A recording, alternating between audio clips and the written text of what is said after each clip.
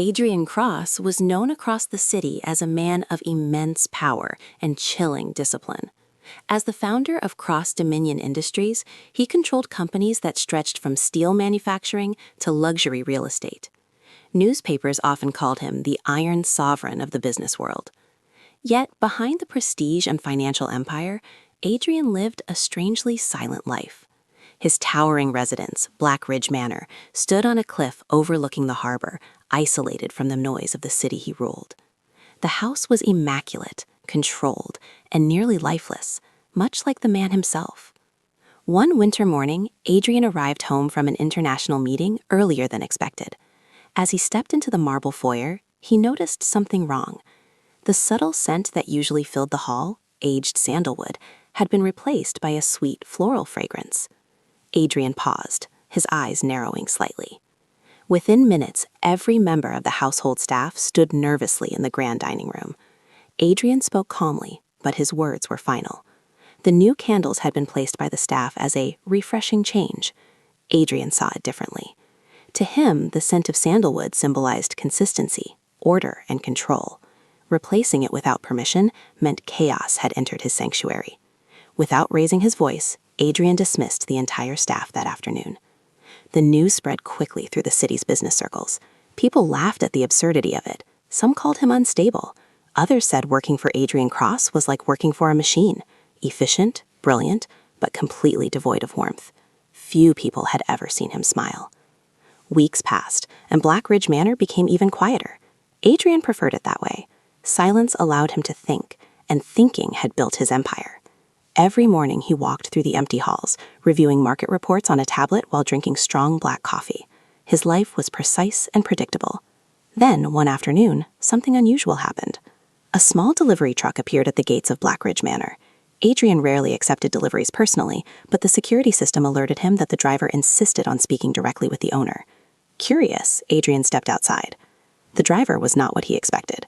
Instead of a uniformed courier, a young woman stood by the truck wearing paint-stained jeans and a worn leather jacket. Her name was Lila Hart. She had recently started a small restoration company that specialized in preserving historic buildings. Lila explained that the city council had contacted her regarding Black Ridge Manor. The building had been declared a protected historic property, and certain structural elements required restoration. Adrian had ignored the letters sent by the council, assuming they were bureaucratic nonsense. Lila, however, was not intimidated by Adrian's reputation. She walked straight past him into the manor, examining the carved railings and aged stone walls with fascinating eyes. Adrian followed, surprised by her boldness. "You've preserved this place perfectly," she said, running her fingers across a wooden column, "but preservation without care turns into decay." Adrian frowned slightly. Few people dared to lecture him. Over the next several weeks, Lila returned regularly to inspect and repair parts of the manor. She brought workers who repaired the ancient windows, restored the stone fireplace, and reinforced the aging structure. Unlike Adrian's previous staff, Lila treated the house not as a sterile museum, but as a living place.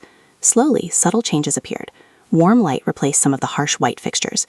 The restored fireplace brought life back to the main hall. One evening, Adrian noticed the faint smell of cedarwood drifting through the corridors again. Lila had discovered a hidden storage cabinet containing the original candles used by the manor's first owner decades ago. Adrian said nothing, but he did not replace them. As the restoration continued, Lila's presence disrupted Adrian's carefully controlled routine. She spoke freely, laughed loudly, and asked questions no one else dared to ask.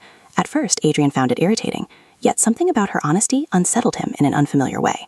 One rainy afternoon, while reviewing contracts in the library, Adrian heard music echoing faintly through the house. He followed the sound and discovered Lila working in the ballroom, cleaning the massive chandelier while an old jazz record played nearby. "This room was meant for people," she said without looking at him, "not silence." Adrian stood quietly for a moment before responding. "Silence works," he replied. "For business, maybe," Lila said, smiling slightly. "Not for living." That night, Adrian walked through Black Ridge Manor with new awareness. For years, he had treated the house like a fortress of control, but under Lila's work, it felt different, warmer, almost alive. Months passed, and the restoration project neared completion. The manor now looked more magnificent than ever, its historic character fully revived. On the final day, Lila handed Adrian the restoration documents and prepared to leave. The workers packed their equipment into trucks outside. Before she stepped out the door, Adrian spoke. "You changed the house," he said quietly. Lila shrugged. "The house was always like this. You just stopped seeing it." She left without ceremony. That evening, Adrian walked alone through the glowing halls of Black Ridge Manor.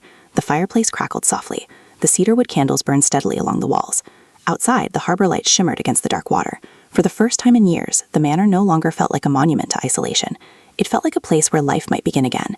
and Adrian Cross, the man the world believed to be made of iron, stood silently in the warmth, realizing that control had built his empire, but change might finally give it meaning.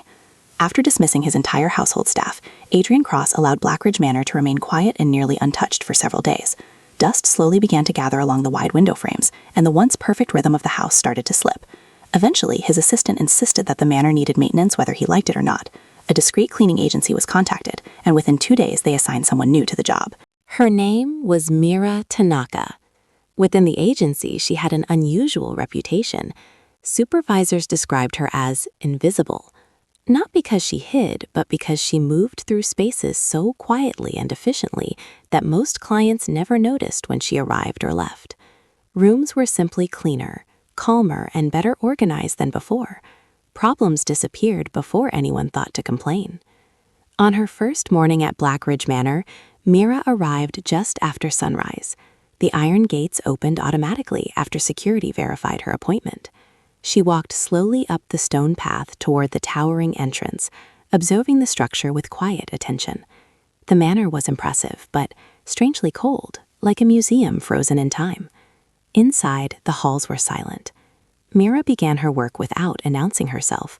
She placed her cleaning supplies neatly in a small corner of the service hallway and started by examining the living room. Every object was positioned with mathematical precision, but the room felt harsh and uncomfortable. She noticed the candles immediately. Along the walls sat tall silver candle holders filled with pale floral candles that released an overly sweet fragrance. Mira paused. The scent felt wrong for the dark wood interior of the manor. Later, while organizing a storage cabinet in the pantry, she discovered a small wooden box filled with unused sandalwood candles. They looked older, richer, and more suited to the atmosphere of the house.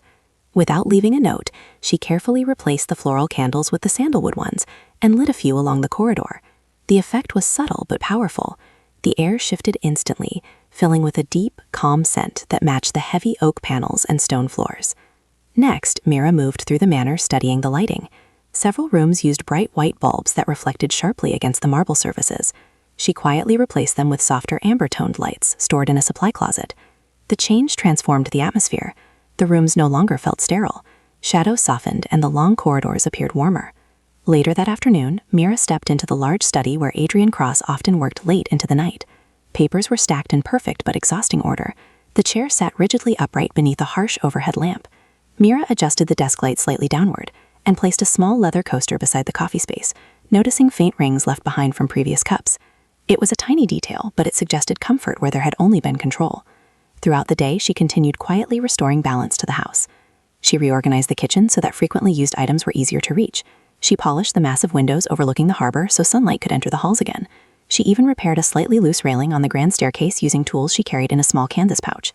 By evening, Blackridge Manor had changed in ways that were difficult to describe. Nothing dramatic had happened. No furniture had been replaced, no decorations had been added. Yet the house somehow felt calmer. The following morning, Adrian Cross returned from a meeting downtown. As he stepped inside the entrance hall, he paused unexpectedly. The scent of sandalwood drifted through the air. Adrian frowned slightly. He walked slowly through the corridor, noticing small differences he could not immediately explain. The lighting in the hallway felt softer. The windows appeared clearer. Even the echo of his footsteps sounded different. In the study, he stopped again. His desk looked exactly the same, yet something about the space felt easier to breathe in. The coaster beside the coffee area caught his attention. Adrian did not remember placing it there. He glanced around the room. Strange, he muttered quietly. Over the next several days, the pattern continued. Each morning, Adrian discovered small improvements throughout the manor. The library shelves were reorganized so the most used books were easier to reach. The fireplace had been cleaned and polished until the stone reflected light again. Fresh water appeared in the crystal carafe on his bedside table every evening. But Adrian never once saw the person responsible. Whenever he entered a room, the work had already been completed. At first, he assumed the agency had assigned multiple workers who rotated schedules, yet the security system recorded only a single daily entry. Curiosity slowly replaced his irritation. One evening, Adrian returned earlier than usual, determined to identify the mysterious housekeeper. He moved quietly through the halls, careful not to make noise against the marble floors. The house was calm, illuminated by the soft amber lighting that had replaced the harsh white bulbs weeks earlier. The sandalwood candles burned steadily along the corridor walls. Adrian moved slowly toward the kitchen. No one was there. The counters were spotless, and a kettle of warm water rested on the stove as if someone had just prepared it moments ago. A faint curl of steam drifted upward. He checked the pantry. Empty. He crossed into the dining room. The table had been polished until the wood reflected the candlelight, but again there was no sign of anyone working inside the room. Adrian frowned slightly. It was as if the house arranged itself whenever he was not looking. The following day he tried again. This time he returned during the afternoon, deliberately skipping a scheduled meeting so he could arrive unexpectedly. His driver dropped him at the gates, and Adrian entered the manor quietly, hoping to catch the housekeeper in the middle of her routine. He walked first toward the grand staircase. Nothing. He checked the library. Only the quiet scent of polished leather and old paper filled the room. Then he heard something. A faint sound echoed somewhere deeper inside the house. It was so subtle that Adrian almost dismissed it, but years of sharp observation had trained him not to ignore details. The sound came from the far corridor leading to the service rooms. Adrian moved silently in that direction. For a moment, he believed he might finally see her. But when he reached the corridor, the sound stopped. The hallway stood completely empty. Only a freshly cleaned window gleamed in the afternoon light. Adrian exhaled slowly. Whoever she was, she had moved away seconds before he arrived. The pattern repeated itself again and again over the following days. Whenever Adrian tried to find the housekeeper, she seemed to disappear just moments before he reached the room. If he entered the kitchen, it was already cleaned. If he walked into the study, the desk had already been organized. Once he even heard footsteps on the upper floor, but by the time he climbed the staircase, the hallway stood silent again. Gradually, curiosity began turning into suspicion. Adrian reviewed the contract with the cleaning agency carefully. The documents confirmed that only one employee had been assigned to Blackridge Manor. One person. Yet the way the house changed made it seem as if an entire team was working behind the scenes. The mystery lingered in Adrian's thoughts, even during business meetings. He found himself wondering how someone could move through such a large house without ever crossing his path. Finally, one unexpected event gave him the opportunity he needed. Late one evening, Adrian returned from a long trip feeling unusually ill. A severe headache pulsed behind his eyes, forcing him to cancel the remainder of his meetings for the week. His doctor insisted he remained at home and rest. For Adrian, staying home during working hours was rare, but the illness left him with little choice. The following morning, he woke earlier than usual and walked slowly into the study, holding a cup of tea instead of his usual strong coffee. The house felt unusually quiet in the early hours. Adrian sat at his desk and opened the control system for the manor's security network. Blackridge Manor was equipped with dozens of discrete cameras positioned throughout the property. Adrian rarely checked them personally. Security staff monitored the system remotely. But today, his curiosity was stronger than his patience. He began reviewing the camera feeds from different parts of the house. The entrance hall appeared empty. The library showed sunlight spilling across the floor. The kitchen remained quiet. Then Adrian opened the feed for the long eastern corridor. For the first time, he saw her. A young woman moved calmly through the hallway carrying a small cleaning cloth and a canvas pouch of supplies. She walked slowly, pausing to adjust a candle and straighten a picture frame that hung slightly crooked on the wall. Her movements were careful and quiet, almost effortless. She worked with the focus of someone who had learned to move without disturbing the space around her. Adrian leaned slightly closer to the screen. The mysterious presence that had been restoring his house for weeks was no longer invisible. And now, watching the quiet figure on the security camera, Adrian Cross finally saw the person who had been quietly changing the atmosphere of Blackridge Manor all along. Adrian Cross watched the security monitor for several long seconds, studying the quiet woman moving through the eastern corridor of Blackridge Manor. She walked slowly, pausing to straighten a painting and adjust one of the sandalwood candles along the wall. Her movements were careful and deliberate, the kind of quiet efficiency that explained how she had managed to remain unseen for weeks. Adrian leaned closer to the screen, curiosity sharpening into focused attention as he observed the mysterious housekeeper who had silently transformed his home. Then something small caught his attention. As the woman reached upward to adjust the frame of a photograph, the camera angle shifted slightly. A thin copper ring glinting briefly on her finger. The metal was simple and uneven, as if it had been twisted together by hand rather than crafted by a jeweler. Embedded in the center was a small fragment of blue glass that reflected the corridor light like a piece of ocean trapped inside metal. The moment Adrian saw the ring, something inside his mind shifted. A memory stirred unexpectedly, first at first, but growing stronger with every second he stared at the screen. The copper wire, the imperfect shape, the small blue stone.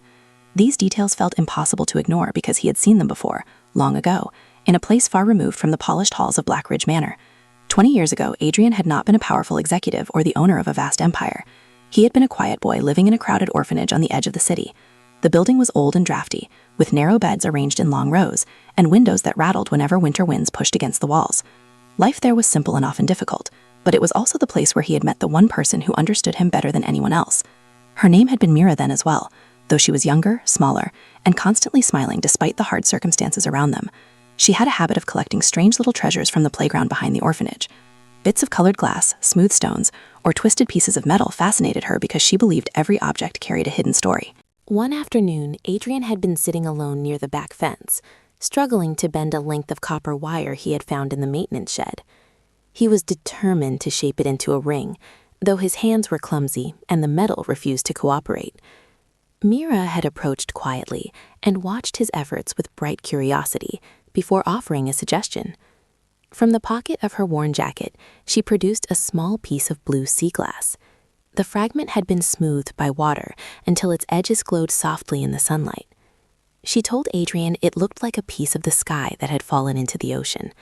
If he placed it in the ring, she said, it would become something special. Adrian had worked carefully for nearly an hour, twisting the copper wire around the blue glass until the ring finally held its shape. It was uneven and far from perfect, but to him it felt like an accomplishment. When he finished, he handed it to Mira with an awkward seriousness that only children can manage. He told her that one day he would leave the orphanage, become rich, and build a life far beyond the narrow walls that surrounded them.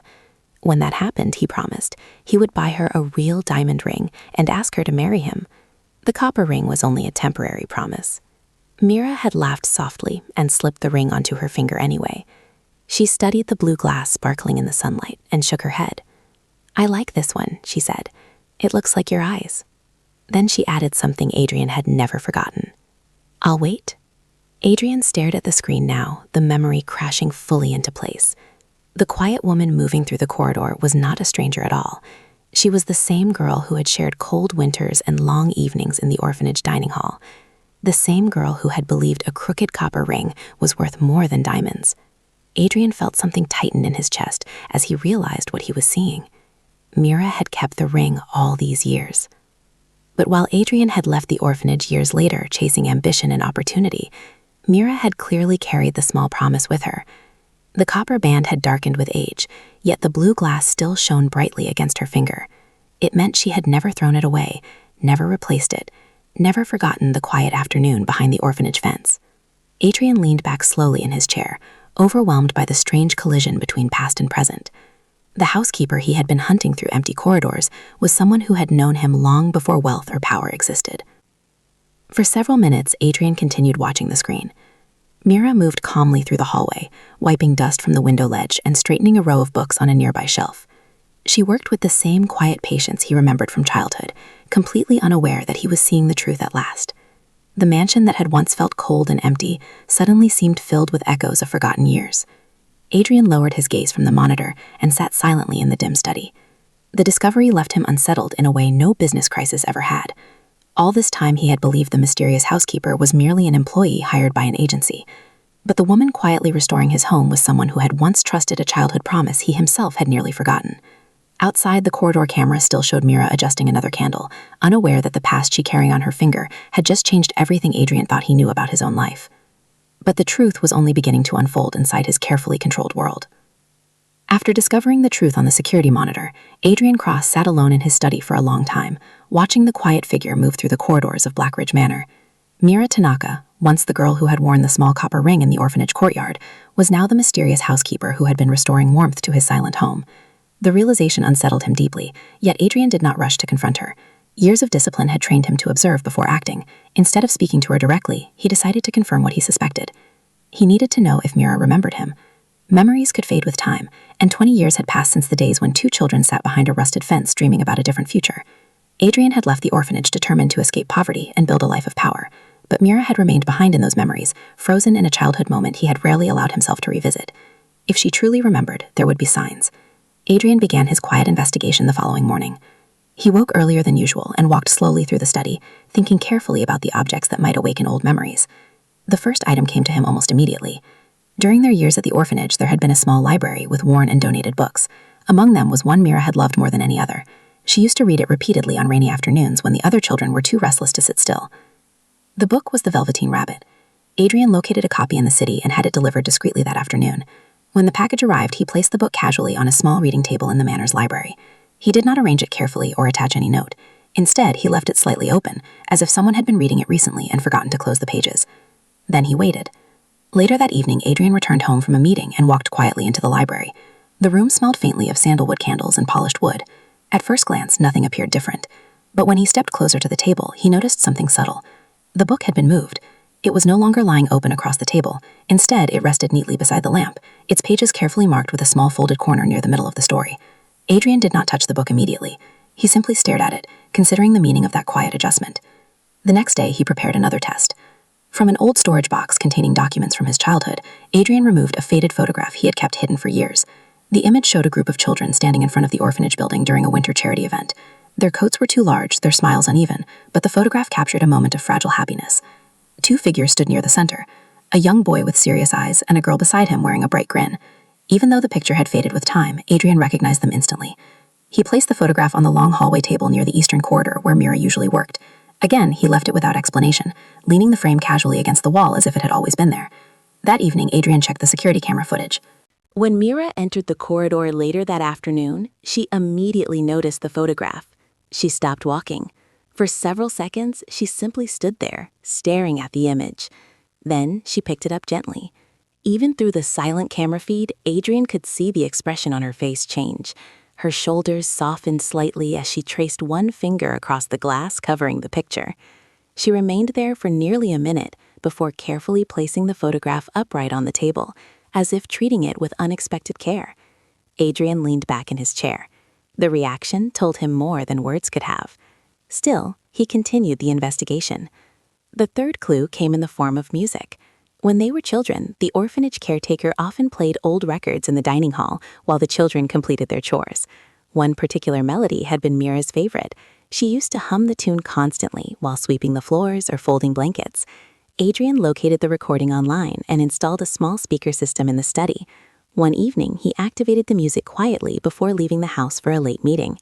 When he later reviewed the security footage, he saw Mira pause outside the study door when the melody drifted into the hallway. She stood still, listening to the familiar tune as if it had traveled across decades to reach her. She did not enter the room. Instead, she remained in the hallway for a few seconds before slowly continuing her work. The final test was the simplest. Adrian returned to the storage box containing objects from his childhood and retrieved a small piece of blue sea glass, almost identical to the one embedded in the copper ring he had once made. He placed it carefully on the windowsill, overlooking the harbor, where sunlight often reflected across the glass surface. The next morning, Mira discovered it while cleaning the room. She stopped immediately. For a long moment, she held the sea glass between her fingers, studying its familiar shape as sunlight passed through the translucent blue surface. Then she placed it gently beside the candle on the windowsill. Adrian watched the footage in silence. The quiet responses to each clue told him everything he needed to know. Mira remembered the orphanage. She remembered the stories, the music, and the small fragments of childhood that had once bound their lives together. Yet she had not confronted him. Just like him, she was waiting. After Adrian placed the final clue inside Blackridge Manor, the house seemed to settle into a new kind of silence. It was no longer the cold, empty quiet he had grown used to over the years. Instead, the silence felt watchful, as if the walls themselves were waiting for something to happen.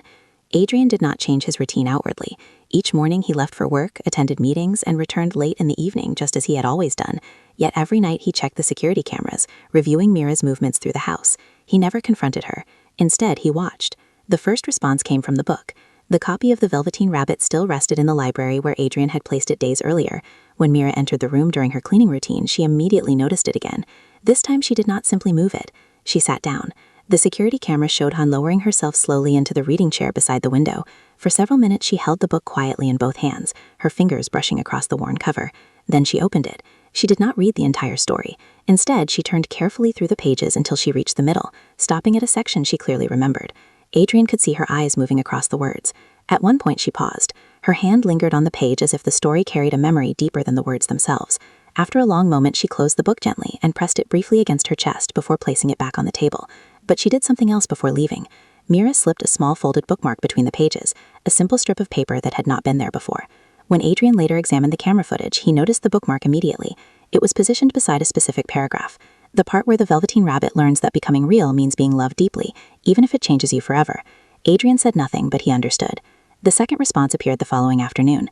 The photograph Adrian had placed in the eastern corridor remained where he had left it. For 2 days, Mira had simply looked at it whenever she passed, but she had not moved it, until that afternoon. When she entered the corridor again, she stopped in front of the table and studied the picture for several quiet seconds. Then she carried the photograph down the hall and placed it somewhere new. Adrian noticed the change that evening when he walked into the study. The photograph now stood on the edge of his desk. She had positioned it carefully beside the lamp where Adrian would see it immediately when he sat down. The frame was perfectly straight, the glass polished clean. But Mira had added one small detail. Behind the photograph, she had slipped another piece of paper. Adrian pulled it out slowly. It was not a note. It was a small pressed flower. The fragile petals had been flattened between pages of a book long ago, their faded color barely visible against the paper. Adrian recognized it instantly. During their childhood at the orphanage, Mira used to collect small flowers from the narrow garden beside the building. She would press them inside old books to keep them from fading.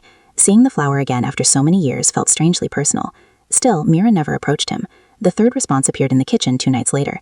Adrian entered the room after returning from work and immediately noticed something different sitting on the corner of the counter. A small glass bowl. Inside the bowl were several pieces of peppermint candy wrapped in thin silver foil. Adrian stood still for a moment. Peppermint candies had been rare treats at the orphanage. Once a month, the caretaker would place a bowl of them on the dining hall table for the children. Mira had loved them so much that she would save one in her pocket for days before eating it. Adrian picked up one of the candies now and turned it slowly between his fingers. Mira had not left a message. She had simply placed the bowl where he would see it. Another quiet memory returned. Another silent answer. The pattern continued during the following days.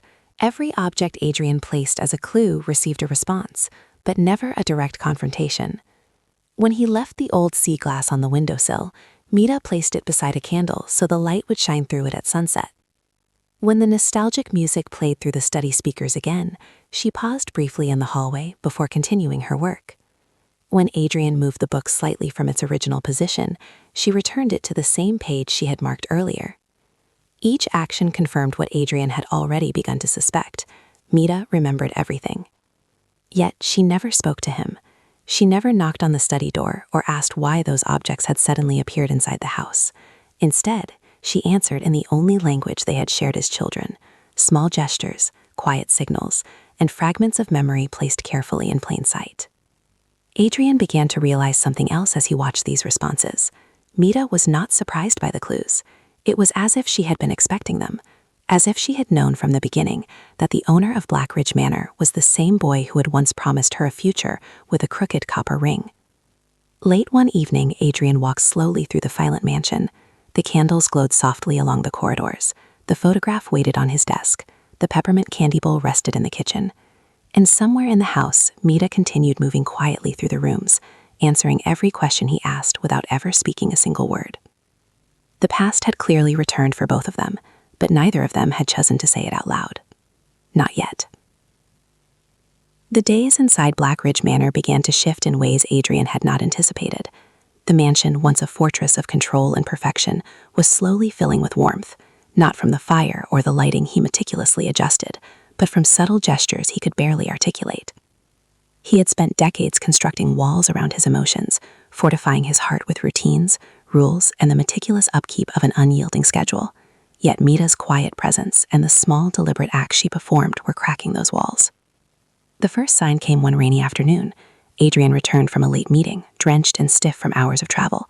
The house smelled faintly of herbs, a soothing combination of rosemary and thyme that reminded him of long-forgotten kitchens from their childhood. In the center of the dining room sat a small ceramic pot of steaming soup, placed carefully on a tray with 2 spoons and a folded napkin. He paused at the doorway, uncertain if he was meant to touch it, yet unable to resist.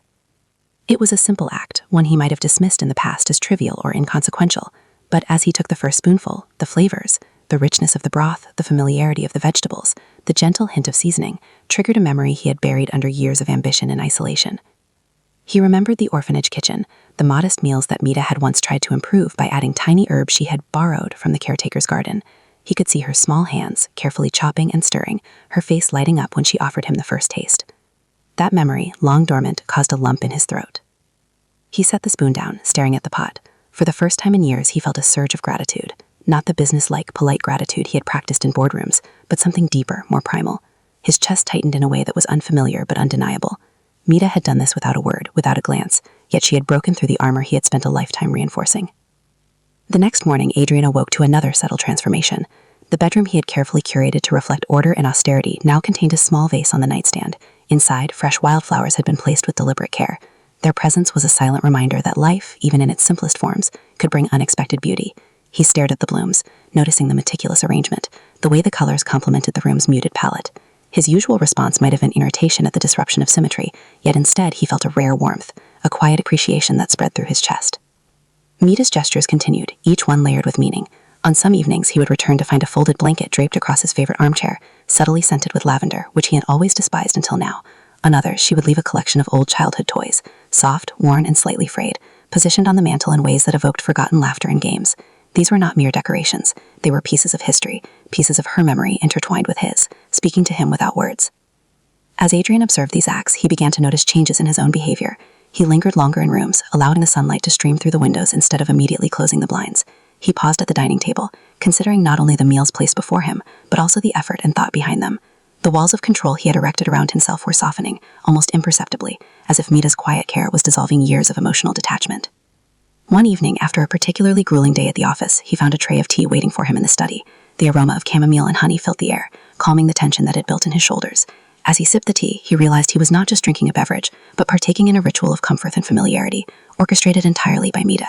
He felt a vulnerability he had long avoided, a recognition that someone was tending not only to his physical needs, but to his emotional state as well. It was during this period that Adrian began to reflect on the years he had spent guarding his heart.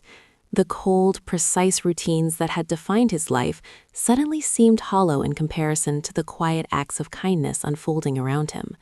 He recognized that Mira was not only caring for the house, but for him, reaching through the distance he had imposed on himself. For the first time in decades, he felt the stirrings of connection, the subtle awakening of empathy and attachment. Each gesture from Mira carried layers of meaning that Adrian could no longer ignore. A small pillow on the couch reminded him of afternoons when they had shared whispered conversations, planning imaginary adventures far beyond the orphanage walls. A gently folded hand towel in the guest bathroom spoke to countless nights when she had helped him recover from minor injuries or sleepless nights filled with dreams too vivid to ignore. She was speaking to him in the language of memory, intimacy, and care, a language he had almost forgotten existed. Adrian began to anticipate these gestures, yet not in the way of expectation or entitlement. Instead, he felt a growing awareness, a heightened sensitivity to the small details that had previously gone unnoticed. He observed the alignment of cushions, the placement of cups, the subtle fragrance of the flowers Mira left. These small acts, performed with such quiet precision, were a testament to her attentiveness and devotion. His own routines began to shift in response. He lingered over breakfast, noticing the colors and textures of the food. He paused to admire the carefully arranged flowers and small tokens left throughout the house.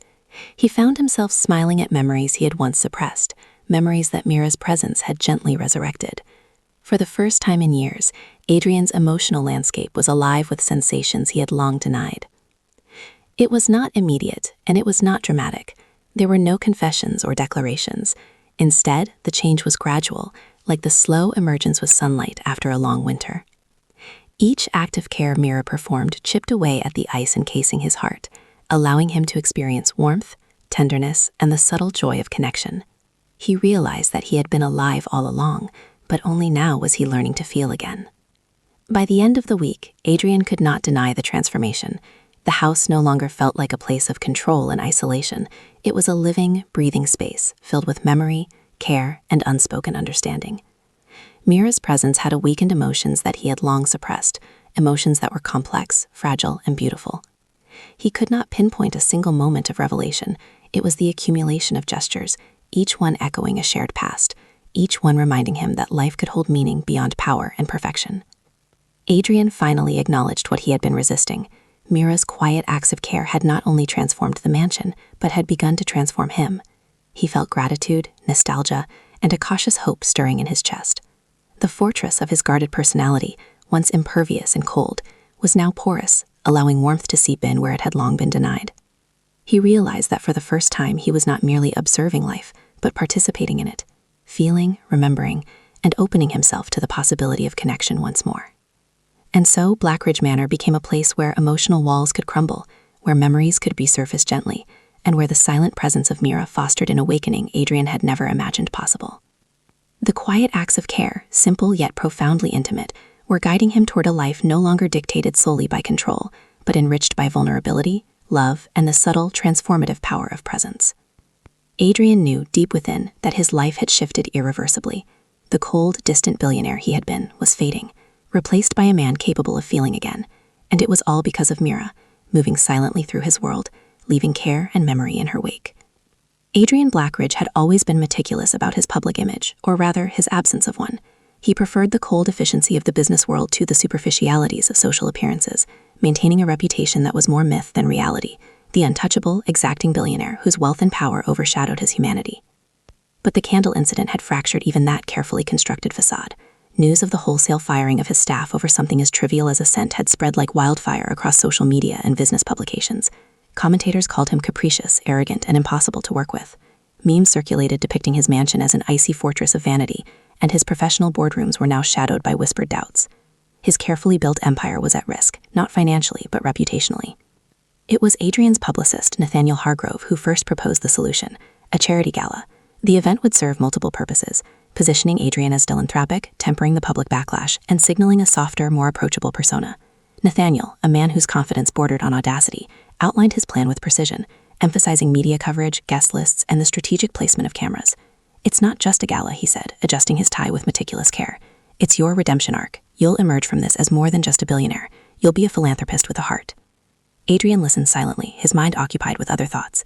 The idea of opening his home to dozens of strangers, each scrutinizing his every action, every expression, felt intrusive. His mansion, Blackridge Manor, had been a sanctuary, a domain of absolute control. Hosting a gala meant relinquishing that control, exposing himself to the unpredictable, and subjecting the intimate space of his home to public consumption. He agreed to the plan, but only after setting strict parameters. No unnecessary displays, no intrusive media beyond his approval, and above all, the house must remain pristine and untouched by chaos. The preparations began weeks in advance. The staff worked tirelessly, transforming the mansion into a space that would impress the wealthy elite while maintaining the understated elegance Adrian valued. Every surface gleamed, chandeliers reflected carefully calculated light, and tables were arranged with a precision that mirrored Adrian's own sense of order. Nathaniel insisted on additional floral arrangements, ribbons, and a curated art display to ensure that cameras would capture the right aesthetic. Adrian remained distant during the preparations, observing each decision with quiet scrutiny, approving some elements and vetoing others with a practiced eye. Meanwhile, the guest list revealed the breadth of scrutiny Adrian would face. Prominent business figures, philanthropists, socialites, and media personalities were expected to attend. Invitations had been meticulously vetted to ensure alignment with Adrian's strategic objectives.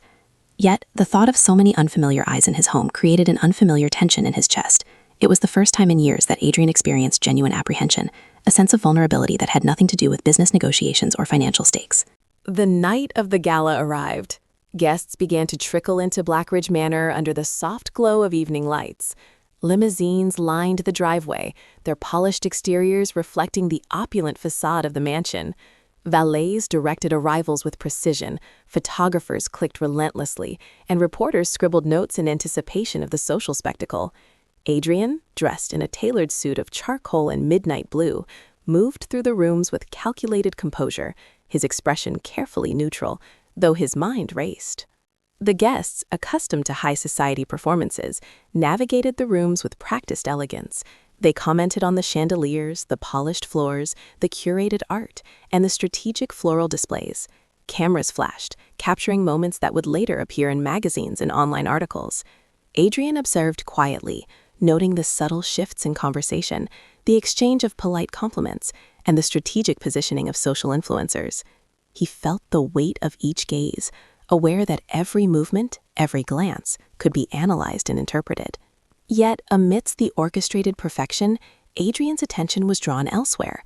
The mansion, familiar and intimate, now teemed with strangers.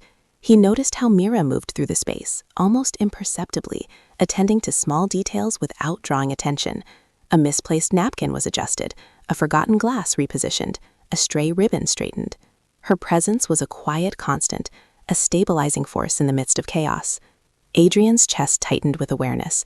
Her care extended beyond the domestic to the emotional, and he felt a deep, protective impulse he could not articulate.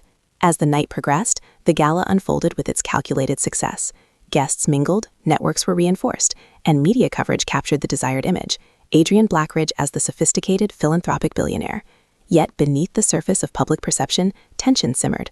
Adrian felt a growing internal conflict, the simultaneous desire to maintain control, and the realization that he was already losing it to the very presence he had grown to rely on, Mira. Each act she performed, no matter how subtle, reinforced the warmth he had felt in private moments, contrasting sharply with the performative smiles and handshakes surrounding him.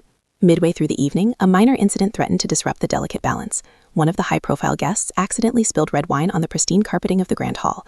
The murmurs of disapproval began to ripple through the crowd, but before anyone could overreact, Mira appeared silently, removing the stain with a quiet efficiency that went unnoticed by most. Adrian watched from a distance, a strange mix of admiration and relief coursing through him. The disruption had been contained, the impression preserved, and yet he recognized that it was her presence, her unseen hand, that allowed the night to maintain its calculated grace. Despite the gala's outward success, Adrian could not shake the feeling of exposure. Cameras captured every angle, reporters noted every detail, and guests whispered opinions that might influence public perception for months. He moved through the rooms with a careful smile, extending handshakes, nodding politely, and engaging in strategic conversations. Each interaction required vigilance, precision, and emotional control. Yet the awareness of Mira's proximity, her quiet vigilance and thoughtful interventions, created a dissonance within him. He was no longer the isolated, unfeeling billionaire. He was a man experiencing the subtle, destabilizing effects of emotional awakening in a world that demanded performance. As the evening drew to a close, the gala achieved its objective. Articles would depict Adrian as a refined, philanthropic figure. The candle incident would fade from public memory, replaced by images of charitable donations, elegant decor, and sophisticated entertainment. Guests departed with compliments, photographers captured final group shots, and reporters scribbled their notes with a desired narrative in mind. Yet Adrian remained in the mansion long after the last guest had left. The emptying halls echoed with silence, broken only by the faint sounds of Mira attending to the remnants of the evening. Tables were cleared, glasses polished, and the floors restored to their original shine. Adrian observed, quietly acknowledging the unspoken truth. The gala, with all its public acclaim, was not what truly mattered. It was the subtle, unseen acts of care that had stabilized the house, and in a way he could not yet articulate, stabilized him. Standing alone in the grand hall, Adrian reflected on the dichotomy of the night. Public perception had been managed, reputation carefully repaired, yet his internal transformation, sparked by Mira's quiet presence, remained the most significant outcome. The gala was a success in society's eyes, but the true victory was intangible, deeply personal, and wholly beyond the reach of cameras or gossip columns. He realized that the external conflict, though pressing and visible, paled in comparison to the internal changes he was experiencing. In that moment, Adrian understood that the mansion could survive scrutiny, the public could accept a crafted image, but the awakening of his emotions, the reclamation of empathy, connection, and vulnerability, was the true, enduring consequence of Mira's influence. Blackridge Manor, once a fortress of isolation, had become a theater for both public spectacle and private transformation. The gala had been a stage for the world, but the invisible hand guiding it had created a far more profound performance, the subtle reshaping of a man who had long believed himself untouchable. The gala had reached its peak. Chandeliers shimmered overhead, casting fractured light across the polished floors of Blackridge Manor. Music floated elegantly through the halls, blending with the murmur of well-dressed guests engaging in polite conversation, laughter, and the subtle clink of crystal glasses. Adrian Blackridge moved through the crowd with the practiced poise of a man accustomed to public scrutiny, his tailored suit immaculate, his posture perfect. Yet despite the glittering spectacle and the careful orchestration of his publicist, Nathaniel, Adrian's mind was singularly focused. He was searching for her. The entire evening had been a display of wealth, influence, and carefully curated charm. Reporters whispered notes into pens, photographers angled cameras, and socialites navigated the room like predators in a polished jungle. Adrian's public persona, a man of poise, philanthropy, and calculated generosity, was projected perfectly, but behind the mask, his thoughts churned with a different urgency. Amidst the glittering surface of this meticulously staged event, one reality occupied his mind: Willa Chen, the invisible housekeeper, the quiet architect of Blackridge Manor's unseen harmony, the woman who had slipped into his life with gentle precision and without fanfare. He had not seen her directly since she had started working in the mansion, a ghost moving silently between rooms, ensuring that the space remained immaculate and welcoming. She never drew attention to herself. She was the invisible force that corrected, soothed, and nurtured, leaving only the sensation of calm in her wake. Adrian had witnessed her subtle interventions, the perfectly arranged napkins, the adjustment of lighting to reduce tension in his study, the careful restoration of objects tied to their shared past. Each action had stirred something deep inside him, a fragile thread of emotion long dormant, threatening to unravel his carefully contained composure. Now, amidst the swirl of wealth and spectacle, Adrian's pulse quickened.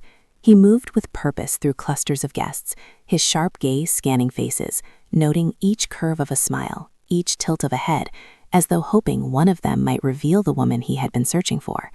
Others might have been charming, others interesting, but none captured his attention. Only her could penetrate the fortress of his mind and heart. Every conversation, every toast, every carefully delivered compliment from the social elite felt like background noise compared to the singular gravity of her presence. Adrian's eyes caught movement across the grand hall. A delicate figure stepped lightly between guests, carrying herself with a quiet elegance that drew no notice from anyone but him. Her movements were understated, precise, and instinctively purposeful. She adjusted a tablecloth with a careful hand. rearranged flowers to achieve perfect symmetry, and even in the midst of the gala's chaos, she exuded an aura of serenity. Adrian froze momentarily, his pulse hammering in his chest. It was her. He knew it without doubt. Every detail, the posture, the subtle gestures, the way her hands moved, was unmistakably Willa. For 20 years she had remained in his life, though nearly invisible to him for most of that time. She had chosen a role of quiet devotion, nurturing and caring without expectation, without confrontation, without drawing attention to herself. The memory of the copper ring she had worn, the one he had made for her in their orphanage days, flashed in his mind. He remembered the promise he had whispered to a small, hopeful girl, that one day he would be successful, that he would return for her, that she would be the one he would marry. Time and circumstance had separated them, but here she was, silent and unwavering, a living testament to loyalty that neither wealth nor power could diminish. Adrian's chest tightened as realization struck him fully. She had known him all along. She had recognized the man behind the imposing facade, behind the ruthless businessman, behind the icy reputation. And still she had stayed. She had cared for him in ways no one else could. Every small comfort she left, every subtle adjustment in the house, every memory she quietly acknowledged, these had been her ways of keeping their connection alive. She had waited for him, not with demands or reminders, but with silent faith. The emotional weight of that revelation nearly took his breath away. He moved closer, his steps deliberate yet cautious. Each movement seemed to stretch time, each heartbeat echoing in his ears. He could not let her see his sudden vulnerability. He could not allow his lifelong stoicism to crumble in front of the guests, most of whom would never understand the significance of this moment. Yet the desire to confront her, to acknowledge her presence, to close the distance between them was nearly irresistible.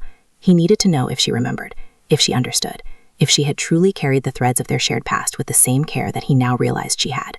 Willa, unaware of his gaze, continued her silent ministrations. She straightened a delicate vase, adjusted a chair, and, with the faintest flicker of recognition, paused as if sensing something intangible in the air. Adrian caught the moment, every subtle expression, every micro-movement of her hand and face. She had always been perceptive, capable of understanding the unspoken, and now he saw it in real time. She was aware of him, aware of his scrutiny, aware of the tension that charged the air between them. Her calm composure remained intact, but her slight hesitation told him that she too felt the gravity of this encounter. Adrian's mind raced through decades of fragmented memories, the orphanage dormitories, the small games they had played, the whispered promises beneath a cracked window, the dreams they had shared when the world felt impossibly vast.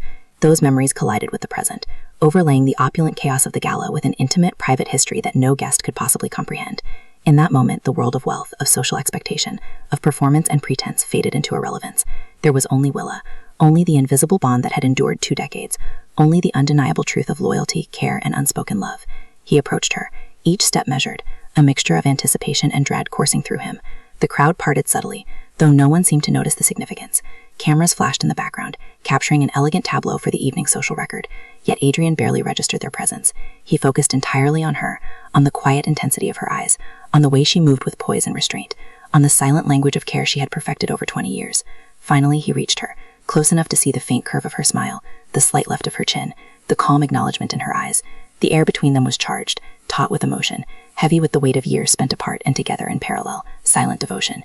He wanted to speak, to confess, to break the barriers erected by time and circumstance, yet words felt inadequate, almost clumsy in comparison to the depth of feeling that coursed through him. Instead, he allowed his presence, his gaze, and the subtle intensity of his attention to communicate what words could not. Willa's eyes met him fully for the first time that evening. There was recognition, a quiet, profound acknowledgement that transcended conversation. Her hands still poised in subtle tasks, still momentarily. Adrian could see the slight catch in her breath, the flash of emotion that mirrored his own, and the unspoken understanding passed between them, heavier than any sentence, more complete than any explanation. In that single moment, the gala, the guests, the cameras, the meticulously crafted public image, all of it became irrelevant. There was only Willa, only the invisible bond that had endured 2 decades, only the undeniable truth of loyalty, care, and unspoken love. And for the first time in decades, Adrian allowed himself to feel fully, deeply, without restraint. He understood that the world outside, the judgments, the reputations, the social expectations, would not define him. What mattered was this connection, this revelation, this undeniable bond that had persisted against all odds. The confrontation was not violent, not dramatic, not performative. It was quiet, intense, and irreversible. The invisible threads that Willa had maintained for 20 years were now fully visible to him, and he could no longer ignore them. In that charged, unspoken exchange, Adrian Blackridge realized something fundamental. Loyalty, care, and love had no schedule, no timetable, and no audience. They existed in quiet gestures and patience, in the invisible acts that shape lives long before recognition arrives.